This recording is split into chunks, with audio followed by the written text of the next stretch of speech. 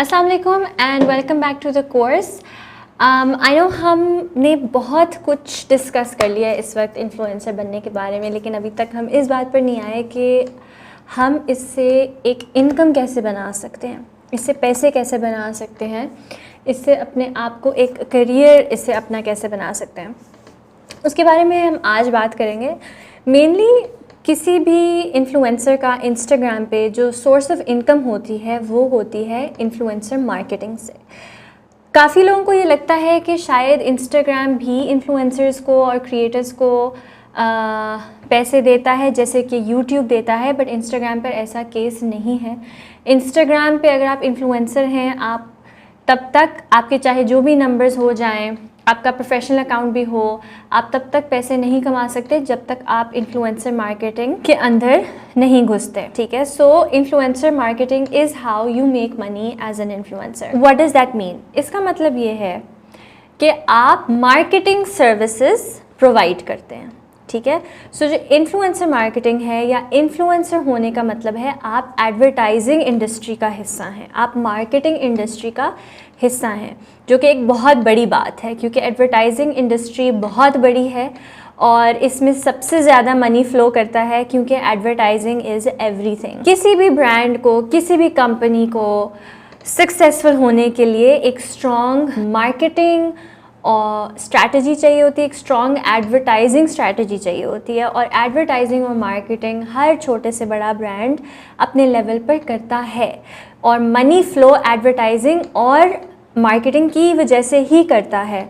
Marketing की वजह से बायर्स और सेलर्स कनेक्ट होते हैं और मनी फ्लो करता है एक सिस्टम में। अब किसी भी ब्रांड या कंपनी के लिए एडवर्टाइजिंग में सबसे इम्पॉर्टेंट बात क्या है? यही बात है ना कि कितने आईबॉल्स हैं, यानी कितने लोग उनकी प्रोडक्ट को या उनकी सर्विस को देखते हैं या देख सकते हैं। टीवी पे ऐड भला क्यों चलता है?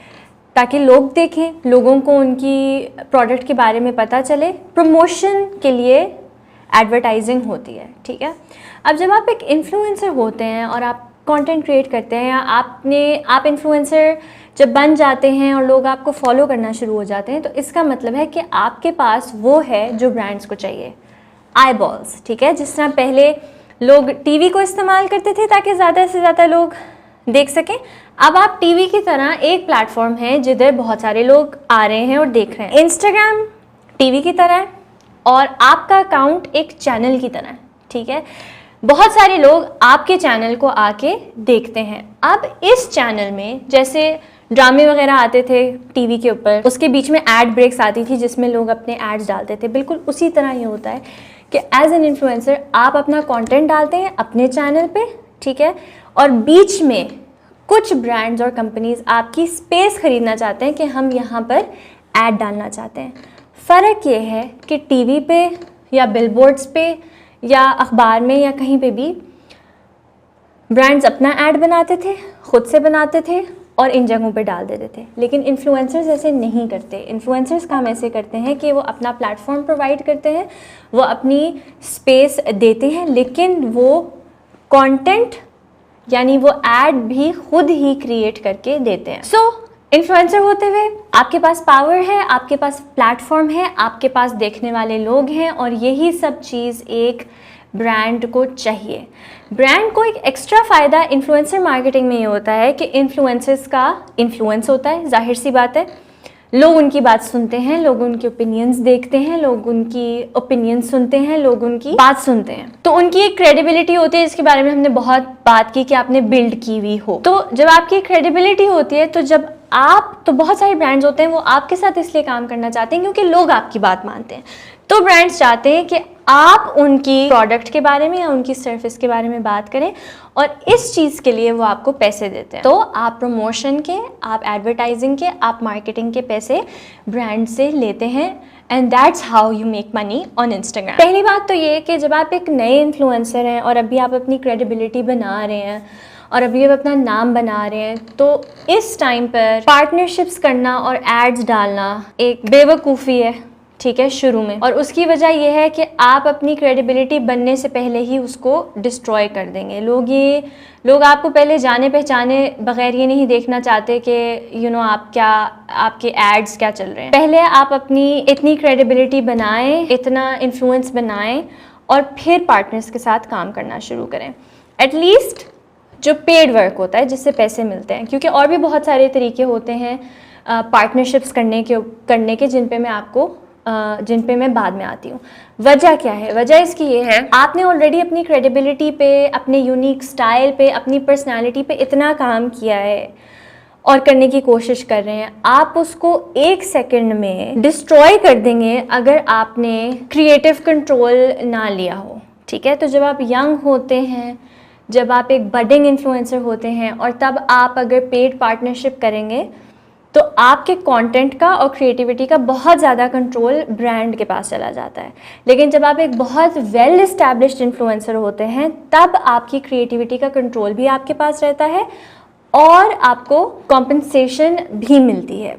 बेस्ट तरीका यंग इन्फ्लुएंसर्स के लिए होता है, क्योंकि ग्रोथ हमेशा एक तरीके से होनी चाहिए, तो यंग इन्फ्लुएंसर्स के लिए बेस्ट तरीका ये होता है कि वो पहले ऐसे पार्टनरशिप्स करें जिसमें उनको अपनी क्रिएटिविटी पे कॉम्प्रोमाइज़ ना करना पड़े। और जहाँ पैसे मिलते हैं वहाँ आपको क्रिएटिविटी पे कभी कभार कॉम्प्रोमाइज़ करना पड़ जाता है, क्योंकि उनके पास कंट्रोल होता है। ये वो वाली बात है कि हम आपको पैसे दे रहे हैं तो आप इसको इसी तरह करें जैसे हम कह रहे हैं, और जब आप उसी तरह करते हैं जैसे वो कह रहे हैं, उससे आपका कंटेंट इफेक्ट होता है, उससे आपकी इंडिविजुअलिटी, आपका यूनिक स्टाइल वो इफेक्ट होता है। तो शुरू में पार्टनरशिप्स करने का तरीका थोड़ा सा डिफरेंट है और आहिस्ता आहिस्ता आप उसको बढ़ा सकते हैं। इन्फ्लुएंसर होके आपने जो सबसे बड़ी चीज़ वो ये, जो एक अच्छा इन्फ्लुएंसर है ना, वो ये करेगा कि वो जो ब्रांड चाहता है और जो आपका स्टाइल है उसके बीच का एक ऐसा परफेक्ट रास्ता निकालें एडवर्टाइजिंग का कि किसी भी चीज़ पर कॉम्प्रोमाइज़ ना हो रहा हो, ना आपकी यूनिक स्टाइल पे, ना ब्रांड की कैंपेन या प्रमोशन पे। ठीक है, आपने उनकी ब्रांड को, उनकी प्रोडक्ट को, जो वो चाहते हैं उसको दिमाग में रखते हुए ऐसा क्रिएटिवली कंटेंट बनाना है जो यूनिक हो, जिसमें you remain true to yourself. So जब आप मार्केटिंग सर्विसेज ये प्रोवाइड करते हैं ब्रांड्स को, कंपनीज को, तो आपको उसकी कॉम्पनसेशन मिलती है and that's how you make money. अब 4 टाइप्स ऑफ मार्केटिंग होती है। एक होती है आपके PR एंड गिफ्ट्स, दूसरी होती है आपकी कोलैबोरेशंस, तीसरी होती है पेड पार्टनरशिप्स और एक होती है एफिलिएट प्रोग्राम्स। तो पहले हम बात करते हैं PR एंड गिफ्ट्स की। अच्छा, अब जो PR एंड गिफ्ट्स जो हैं ये प्रोडक्ट के फॉर्म में हो सकता है, सर्विस के फॉर्म में हो सकता है, या एक इवेंट के फॉर्म में हो सकता है जिसका आपको इनवाइट मिले, आपको बुलाया जाए। कॉन्सेप्ट क्या है? कॉन्सेप्ट ये होता है कि ये कोई भी ब्रांड या कंपनी आपको रीच आउट करती है और आपको कोई चीज़ भेजती है, कोई सर्विस प्रोवाइड करती है या कहीं बुलाती है, कहीं इनवाइट करती हैं, ताकि वो आपके साथ एक अच्छी रिलेशनशिप इस्टेब्लिश कर सकें। PR रिलेशनशिप बिल्डिंग के लिए होता है। एक तो वो आपको अपने बारे में बताना चाहते हैं तो वो रीच आउट करते हैं, वो कहते हैं ये हमारी चीज़ है और वो आपको भेज देते हैं। ठीक है, या ये हमारी सर्विस है, आप ट्राई करके देखें फ्री में। क्यों? क्योंकि वो आपके साथ एक रिलेशनशिप बिल्ड करना चाहते हैं। वो, आप एक इन्फ्लुएंसर हैं तो वो आपको अपने बारे में बताना चाहते हैं, अपनी रिकग्निशन कराना चाहते हैं, इसलिए PR किया जाता है। अब PR और are gifts, solely gifted items और सर्विसेज और इनवाइट्स। इसमें इन्फ्लुएंसर्स और क्रिएटर्स ऑब्लिगेटेड नहीं होते कि वो इसको ज़रूर डालें। ठीक है, ये उन पर डिपेंड करता है। अगर आपको ये चीज़ पसंद आती है, अगर आपका दिल चाहता है, तो आप अपनी इंस्टाग्राम पे पोस्ट में, स्टोरी में, जैसे मर्ज़ी आपका दिल चाहे आप उसको प्रमोट कर सकते हैं। अगर आपको कोई चीज़ बहुत पसंद आए तो आप पोस्ट में डाल दें, वीडियो में डाल दें, जहाँ मर्ज़ी आप डालना चाहते हैं और लोगों को बताएं कि ये कितनी अच्छी थी। अगर आपको पसंद नहीं आई तो वो भी आपकी मर्ज़ी है, आप बता सकते हैं आपको नहीं पसंद आई। अगर आप नहीं इसके बारे में बात करना चाहते एट ऑल तो आपकी मर्ज़ी है, आप ना इसके बारे में बात करें, क्योंकि ये ऑडियंस के लिए नहीं होती। ये एक रिलेशनशिप होती है, जो एक रिलेशनशिप बनाने का तरीका होता है between the brand and an influencer. लेकिन ज़्यादातर इन्फ्लुएंसर्स जब वो PR रिसीव करते हैं या गिफ्टेड सर्विसेज या आइटम्स रिसीव करते हैं तो वो मोस्टली उनके बारे में ज़रूर शेयर करते हैं। ये एक ऐसी चीज़ है जो आप out of your niceness and out of your kindness आप ज़्यादातर लोग करते हैं। इसलिए मैं खुद एज एन इन्फ्लुएंसर कोशिश करती हूँ कि मैं ज़्यादातर PR स्मॉल ब्रांड्स और स्मॉल बिजनेसेस और कंपनी से एक्सेप्ट करूँ, और वो जो मुझसे रेजोनेट करते हैं, यानी जो मेरे टाइप की चीज़ें हैं, जो चीज़ों की मुझे ज़रूरत है, जो चीज़ें मुझे पसंद होती हैं, मैं ज़्यादा उन्हीं से PR लेती हूँ ताकि मैं उनको डाल सकूँ। मेरी कोशिश ये भी होती है कि मैं कम से कम PR एक्सेप्ट करूँ। वजह उसकी ये है कि अगर आप बहुत ज़्यादा PR एक्सेप्ट करना शुरू हो जाएं और बहुत सारे के बारे में डालने लग जाएं अपनी स्टोरीज़ पे या उस पर, तो फिर वो ऐसा लगता है कि आप बस 24 घंटे यही करते हैं और आपकी क्रेडिबिलिटी थोड़ी सी कम हो सकती है कि अब बस आप बैठ के गिफ्ट ही एक्सेप्ट करते रहते हैं। Nobody wants you don't want anybody to think that about you. लेकिन ये करना चाहिए, क्योंकि इससे फ़ायदा ये होता है कि जो छोटे ब्रांड्स हैं और छोटे बिजनेसेस हैं उनको सपोर्ट मिलती है, उनको एक्सपोजर मिलता है आपके प्लेटफॉर्म की वजह से। तो आप किसी की जेन्युइनली बहुत ज़्यादा मदद कर सकते हैं, लेकिन आपका ये फ़र्ज़ बिल्कुल नहीं कि आप ज़बरदस्ती, आप ऑब्लिगेटेड नहीं हैं। उसके बाद आपका आता है कोलैबोरेशन। ठीक है, कोलैबोरेशन का वैसे मतलब है कि working together to create something, यानी मिल के कोई कंटेंट पीस बनाना। तो आप एक ब्रांड के साथ मिल के कॉन्टेंट पीस बना सकते हैं जो उनके प्लेटफॉर्म पे भी जाएगा और आपके प्लेटफॉर्म पे भी जाएगा और दोनों को इससे फ़ायदा होगा। और इसमें अक्सर कोलैबोरेशन ये भी होती है कि दोनों बेनिफिट करते हैं। तो कभी कभार कोलैबोरेशन ऐसे होती है कि बस you draw up the conditions, ठीक है, कि हम आपको ये ब्रांड कहता है कि हम आपको ये प्रोवाइड करेंगे, आप इन रिटर्न हमें ये पोस्ट या ये स्टोरी दे दे। ठीक है, मोस्टली कोलैबोरेशंस में पैसे नहीं इन्वॉल्व होते, क्योंकि ये एक गिव एंड टेक होता है, कोलैब होता है, कोलैबोरेशन होती है कि मैं आपके लिए ये करता हूँ और आपके लिए मेरे लिए ये करो। इसमें और PR में फ़र्क ये है कि ये प्री डिसाइडेड होता है, ये पहले से डिसाइड होता है कि कोलैबोरेशन है और इस पर काम मिल के किया जाता है और इससे दोनों को सेम अमाउंट ऑफ फ़ायदा हो रहा होता है। कोलैबोरेशन में ऐसे नहीं होता कि अगले बंदे की बहुत ज़्यादा फ़ायदा हो रहा है और दूसरे बंदे का बहुत कम हो रहा है। That's not a fair collaboration. वहाँ पर ऑब्वियसली पेमेंट इन्वॉल्व होगी, कॉम्पनसेट होगा वो बंदा जिसको फ़ायदा कम हो रहा है, राइट। मेरे साथ इस तरह होता है कि मेरा जो इन्फ्लुएंस है या जो मेरे नंबर्स हैं या इतने सालों के बाद मैंने जो अचीव और अटेन किया है, उससे बहुत सारे छोटे ब्रांड्स को बहुत फ़ायदा हो सकता है। लेकिन वो कोलैबोरेशन की बात करते हैं आके और वो ये कहते हैं कि हम आपको ये छोटी सी चीज़ देंगे बट इन रिटर्न हमें ये चाहिए। वो एक फेयर एग्रीमेंट नहीं है, क्योंकि मेरी मेहनत जितनी लगती है या मैं जितना फ़ायदा प्रोवाइड करती हूँ उतना फ़ायदा मुझे नहीं मिल रहा। तो I would rather accept it as a PR, as a gift, जिसमें कोई कंडीशंस ना मुझसे लगाई जाएँ, कोई टाइम सेंसिटिविटी ना हो, मैं अपनी कंफर्ट के हिसाब से उस चीज़ को प्रमोट कर सकूं, जस्टिस दे सकूं।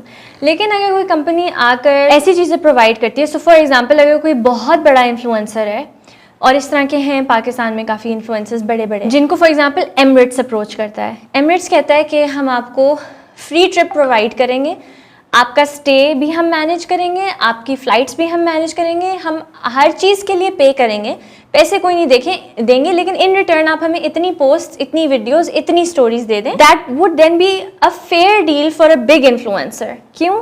क्योंकि उसको भी उतना ही फ़ायदा हो रहा है जितना उस बड़ी कंपनी को आपसे फ़ायदा हो रहा है, राइट। तो एक अच्छा ब्रांड और एक अच्छे इन्फ्लुएंसर को ये समझ में आती है कि एक कोलैबोरेशन हमेशा फेयर गेम होती है, अनफेयर गेम नहीं होती।